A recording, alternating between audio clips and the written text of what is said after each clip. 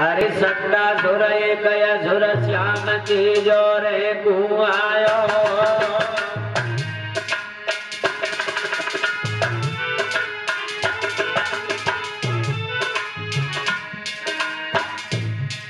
अरे सट्टा सुर एक असुर श्याम की जोरे कुआयो।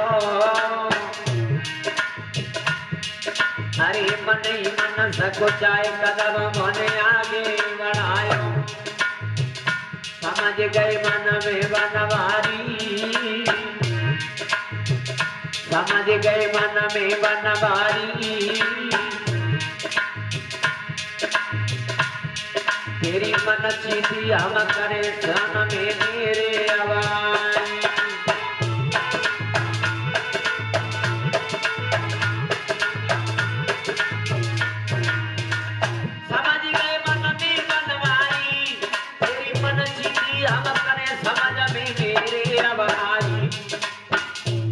कहने लगे मेरी समझ में आ गई तो मुझे मारने आया है। आ जाइए मामा जी, तुम्हारा भी स्वागत करूंगा मैं।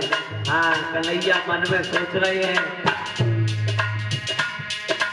आरे पैर तब मोहन में दियो रे, पैर तब मोहन में दियो। श्री भादो आदि आग जन्म हरे आंखें बोलियो।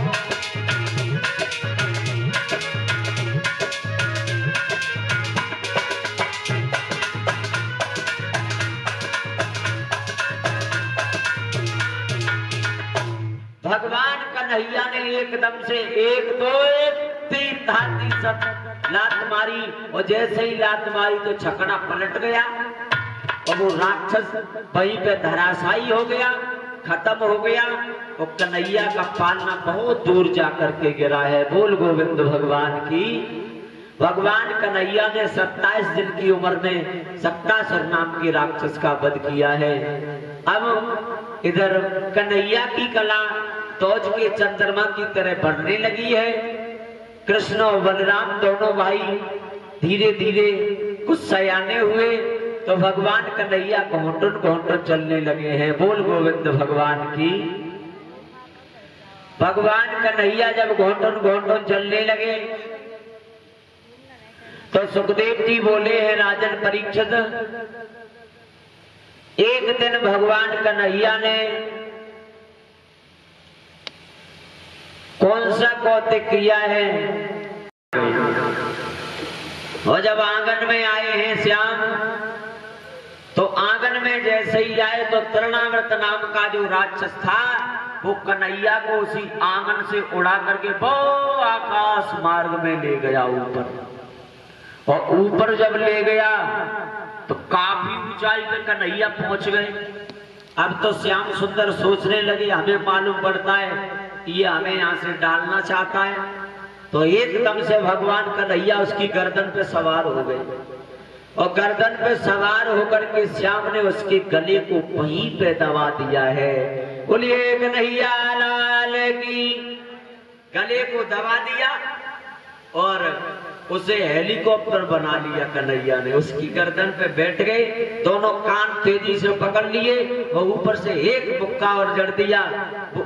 नीचे जब आया है, नीचे आया तो नीचे एक पत्थर पड़ा हुआ था। पत्थर, उस पत्थर में आकर के लगा, कन्हैया कूद के दूर गिरे और उस राक्षस का अंत हो गया।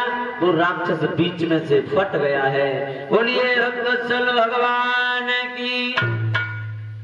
नंद बाबा ने, सभी गोप ग्वालों ने देखा है। नंद बाबा को अब बहुत डर लग रहा है। अभी मालूम पड़ता है ये गोकुल नगर किसी अशुभ घड़ी में बसा दिया है। बताओ, मेरे बेटा कन्हैया की 3 बार जान बच गई। हाँ, यहाँ पे राक्षस बहुत आते हैं, राक्षस बहुत हमला करते हैं। भैया अब कुछ दिन इस गोकुल में रहेंगे, उसके बाद हम अपना गुजारा कहीं अंत ही करेंगे। नंद बाबा सोच रहे हैं मन में। हाँ, सुखदेव जी बोले, राजन परीक्षित, आज नंद बाबा ने कन्हैया को उठा के लाए हैं। इधर भगवान कन्हैया ने जब घोंटन घोंटन चलने लगे हैं तो उन्होंने एक तृणा तृणाव्रत नाम के राक्षस का वध किया है। छोटी सी उम्र में मेरे श्याम सुंदर ने अनेकों बालकों का वध किया है। बोल गोविंद भगवान की। भगवान कन्हैया घोटन घोटन चलना सीखे। घोटन घोटन जब चलने लगे तो एक दिन मेरे श्याम सुंदर ने क्या किया कि कन्हैया यमुना जी के किनारे पर पहुंच गए। घोटन घोटन चलते हुए गोकुल में से यमुना जी के किनारे पहुंच गए। और किनारे पे जब पहुंचे हैं तो यमुना ने देखा कि मेरे प्रीतम आ रहे हैं। यमुना भगवान की पत्नी है, जो 8वीं पत्नी है, जिसका नाम है कालिंद्री। सुना है कभी कन्हैया की कितनी पत्नियां थी? 16,108। और वो 8 जो पटरानियां थी उनमें सबसे छोटी वाली जो है कालिंदी, वो कालिंद्री यमुना है। यमुना ने देखा कि मेरे प्रीतम आ रहे हैं। यमुना ने कहा प्यारे मैं आपका काहे से स्वागत करूं, अब तो मेरे पास कुछ नहीं है, आप मेरे आंगन में आए हो। हमारे पास तो सिर्फ ये बालू मिट्टी है और ये जल है। क्या कहा यमुना ने? मेरे पास ये बालू मिट्टी है और जल है और प्रभु कुछ नहीं है। तो भगवान ने कहा यमुना, भाव से भक्त अगर हमें मिट्टी भी खवाता है तो मैं मिट्टी भी खा लेता हूं। बोल गोविंद भगवान की। कन्हैया बोले भाव का भूखा हूं मैं, भाव ही एक सार है, भाव से भजता है हमको उसका बेड़ा पार है। भाव से तुम्हें मालूम नहीं है। यमुना बोले श्याम सुनो यमुना, कि मेरे मन में गई समाए,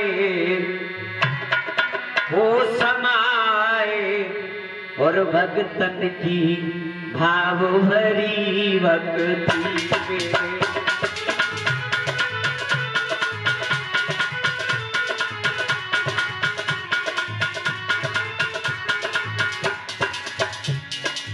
भगवान कन्हैया यमुना से कहने लगे यमुना मैं सिर्फ भाव का भूखा हूं, भाव से अगर तुम मुझे मिट्टी भी खिलाओगी तो मैं खा लूंगा। बोल गोविंद भगवान की। सभी भक्त तालियों के साथ में बोलेंगे। बोले हैं भगवान मैं तो रीझू एक चुल्लू जल पे में तो और मरी जाऊं तुलसा दल पे।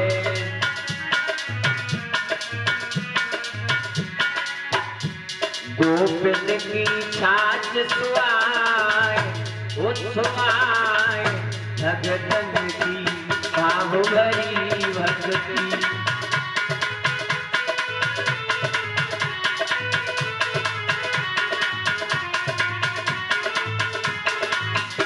मेरे मन में गई समाए हो समाए भगतन की भाव भरी भक्ति।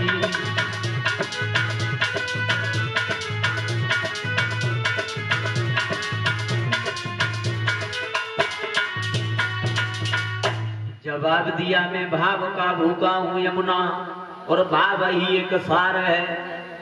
सिर्फ भाव से भजता है प्रभु को उसका बेड़ा पार है। यमुना तुम्हारे अंदर इतना सुंदर भाव है, कोई बात नहीं। कन्हैया ने सोचा जल तो हमें सब लोग चढ़ाते हैं, जल कन्हैया को सब